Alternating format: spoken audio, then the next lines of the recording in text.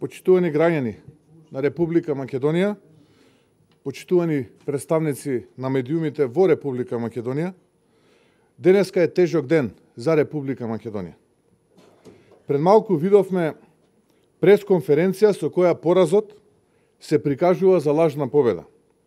А она што е стекнато многу порано, како наше природно и неспорно право, правото на јазик и националност, да се прикаже за извојувана победа во преговорите со нашиот јужен сосед.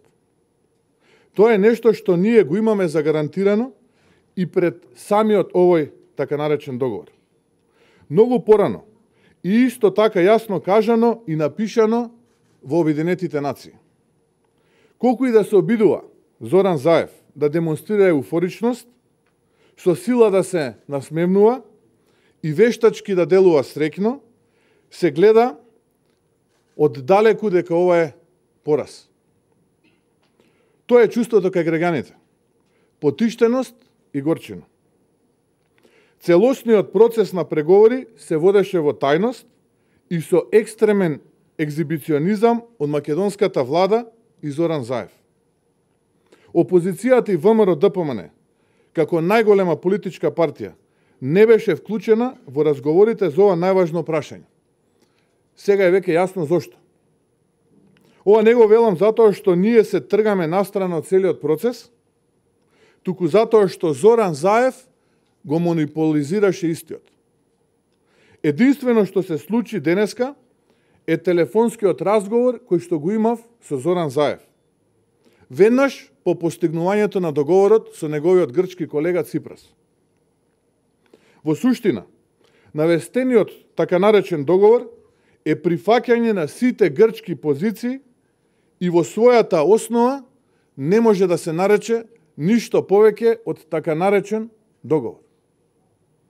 Ако постигнатиот така наречен договор на Зоран Заев е прифаќање на промена на уставот и внатрешна и надворешна употреба на новото име, тогаш тоа е договор на Зоран Заев за капитулација. Повторувам, договор за капитулација.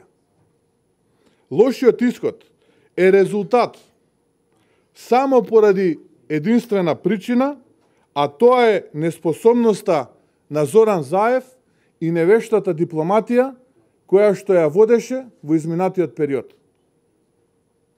Зоран Заев покажа нестабилност, недостоинственост, покажа и континуирана променливост на собствените лични ставови, недостоинствено за премиер на држава.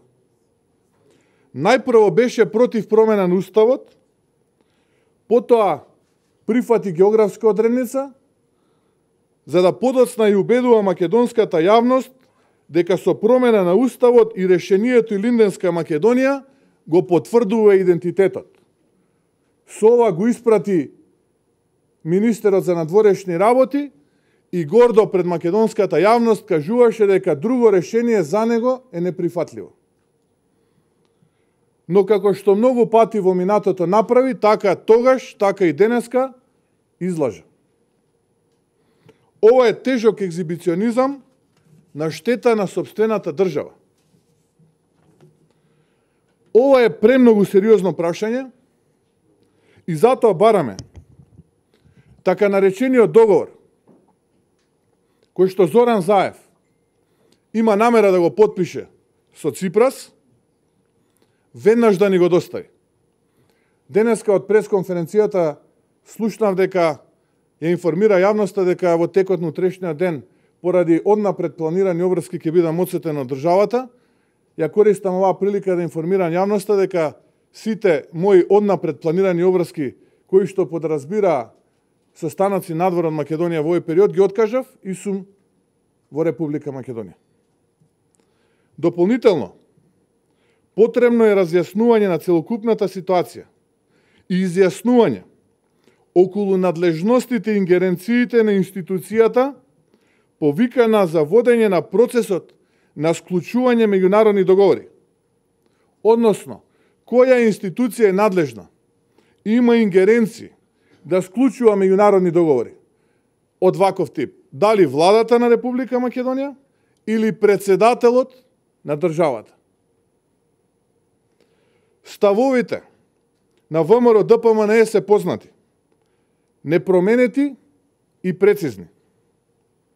ВМРО ДПМНЕ нема да отстапи од своите принципи и уверувања. И ВМРО ДПМНЕ нема да подржи промена на устав, а со цел промена на уставно име.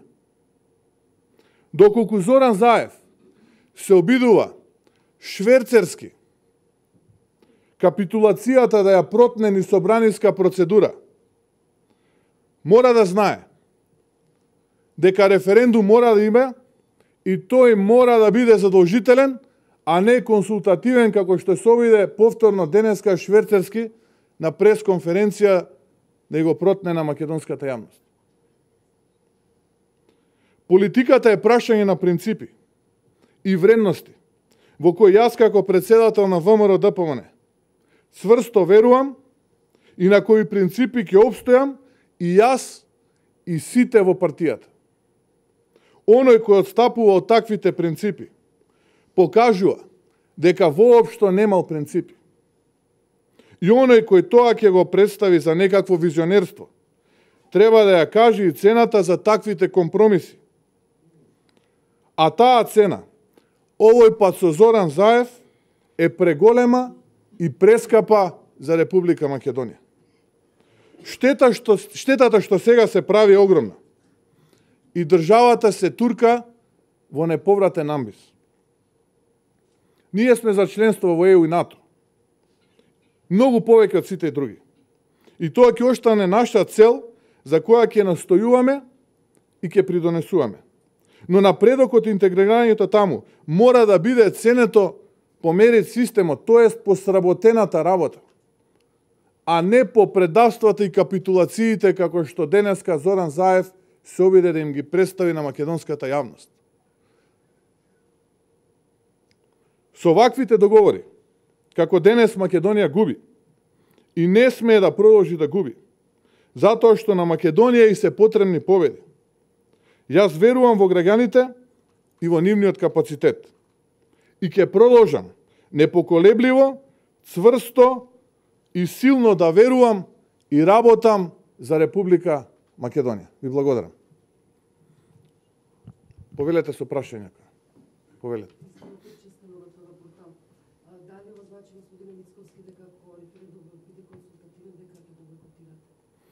Многу јасно и прецизно кажав и ќе повторам.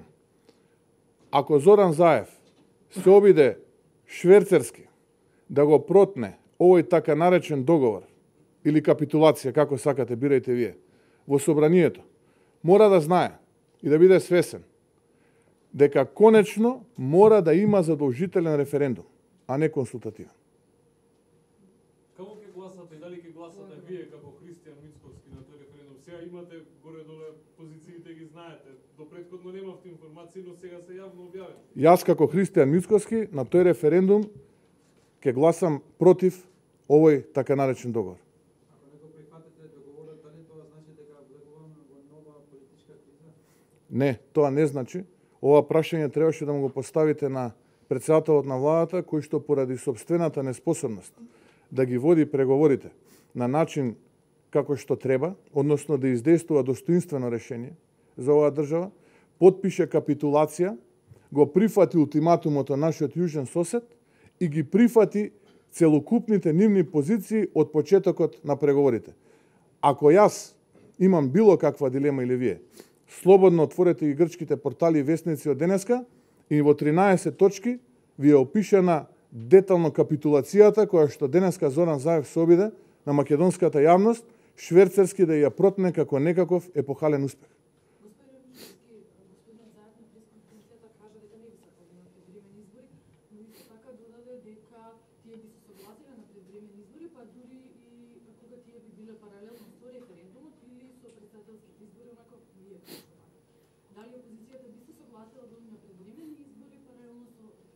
Ви благодарам на прашањето.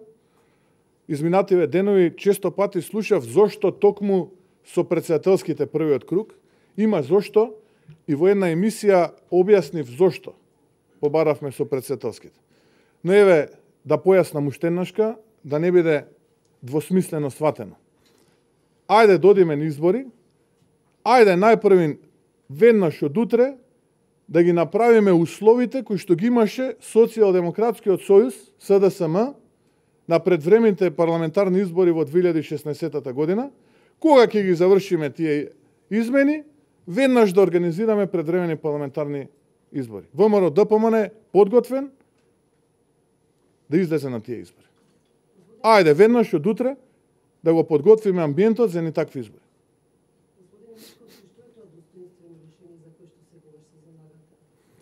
ВМРО ДПМН во многу пати во минатото го кажа својот став, но тој став го кажа во изминатите 25 години многу влади во Република Македонија и преговарачи во процесот.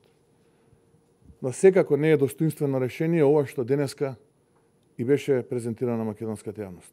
Ова е се само недостоинствено решение или како што веќе го нарековме, капитулација. Благодарам. Но с оглед на фактот што имаат просто мнозинство во парламентот или наредната недела, значи може да се ратификува овој договор? Затоа, ако внимателно ме слушавте,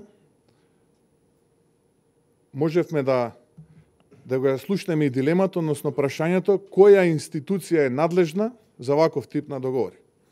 Дали е надлежна владата или е надлежен претседателот на државата да го потпишува и ратификува истиот. Второ, сериозна дилема се отвара во фактот што овој меѓународен договор во себе предвидува промена на устав.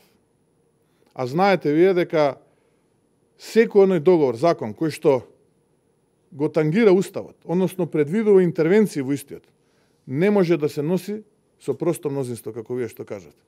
Така што Зоран Заев ја лаже македонската јавност, но ја лаже и светската јавност. И не се срами од тоа.